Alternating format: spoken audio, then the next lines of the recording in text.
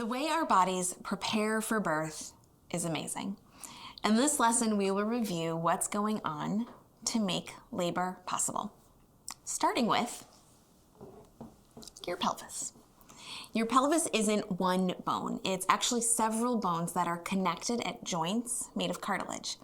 This is an awesome Mother Nature design because it allows your pelvis to expand and move to accommodate a baby passing through it.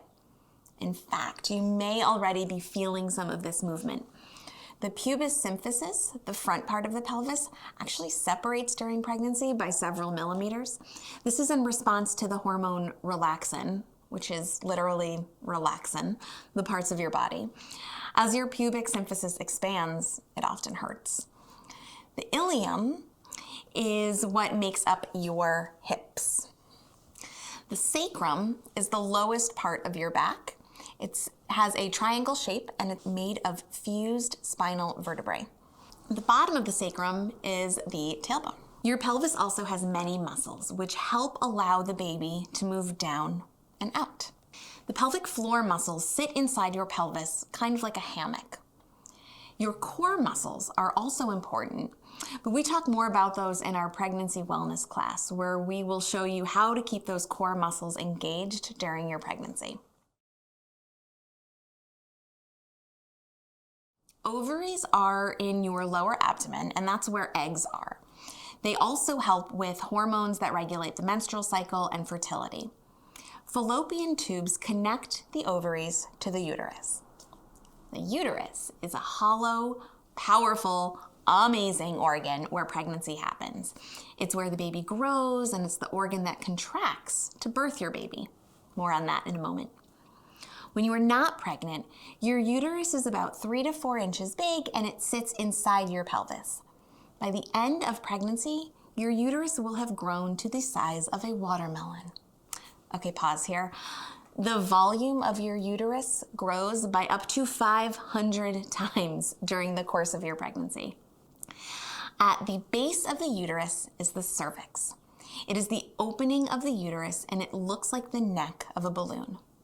The cervix does 3 things when you are in labor. It softens. Tap your chin. That's about the firmness of your cervix when you are not in labor. Now tap your cheek. That's how soft it's going to get. The cervix effaces, which means that it thins and shortens. We measure this in percentages. It will go from 0% effaced all the way to 100% effaced by the end of your labor. And it dilates or opens. When you're not in labor, your cervix is closed. As your labor progresses, your cervix gradually opens. A fully dilated cervix is 10 centimeters wide, which is about the diameter of an average-sized bagel. The vagina is the J-shaped canal that leads from the uterus to the outside of the body, and it's lined with muscles and nerves. It is designed to stretch as your baby moves through it, and it is made of many folds of tissues that allow it to expand even further.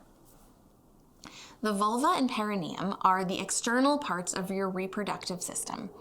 There are 2 sets of lips, the inner, smaller labia, called the labia minora, and the outer, larger labia, called the labia majora. The vagina is in the center. Above it, the urethra is where you urinate from, and above the urethra is the clitoris. On the other side of the vagina is the anus. This is the opening to the rectum. The area between the vagina and the rectum is called the perineum. There's one more organ to talk about, and it might be the coolest of them all, the placenta. It is inside the uterus, and it grows along with your baby. The placenta is connected to your baby via the umbilical cord, and its job is to provide your baby with oxygen and nutrients while removing waste. When your baby is born, the placenta will be born too.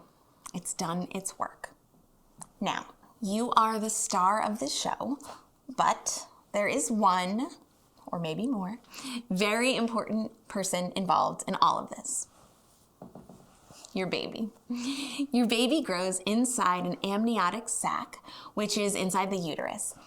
The amniotic sac is a bag of water in the uterus, and it stays there until the baby is ready to be born. So as I said, in order for your baby to be born, your cervix has to do 3 things. It has to soften, it has to shorten, and it needs to open or dilate. Labor is the process in which those 3 things happen, and this is triggered by hormones. Prostaglandins make your cervix soft. As a side note, semen actually contains prostaglandin. If you go past your due date and you want to get the show on the road, your provider may suggest having sex.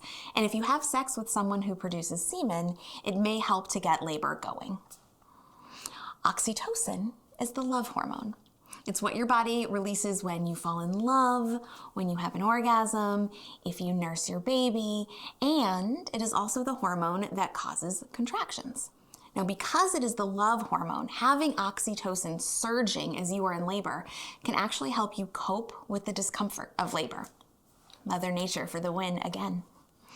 So now you know about the parts of the body and the hormones that impact them. It's time to dive into labor.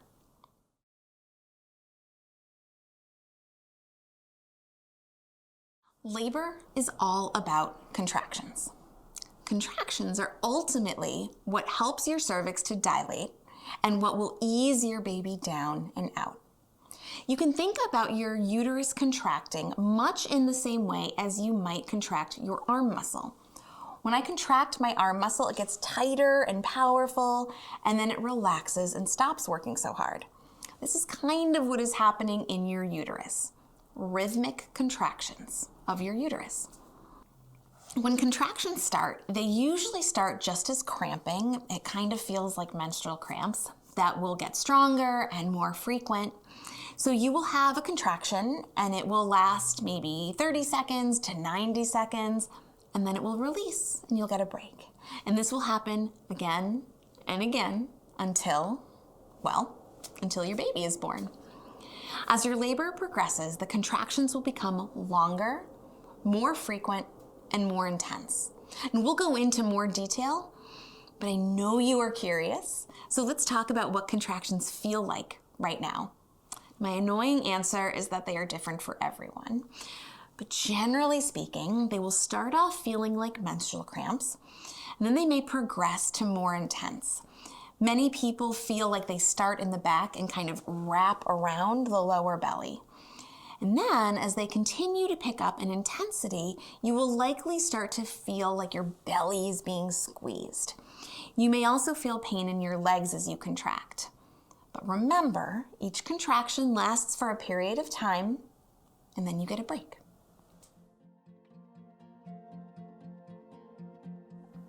Now, labor has 4 stages. The first stage takes you from not being in labor all the way to being fully dilated and ready to push. The second stage is pushing and the emerging of the baby. The third stage is the delivery of the placenta, and the fourth stage is the hour following the birth of the placenta, in which the uterus begins its healing process and your life with your baby begins.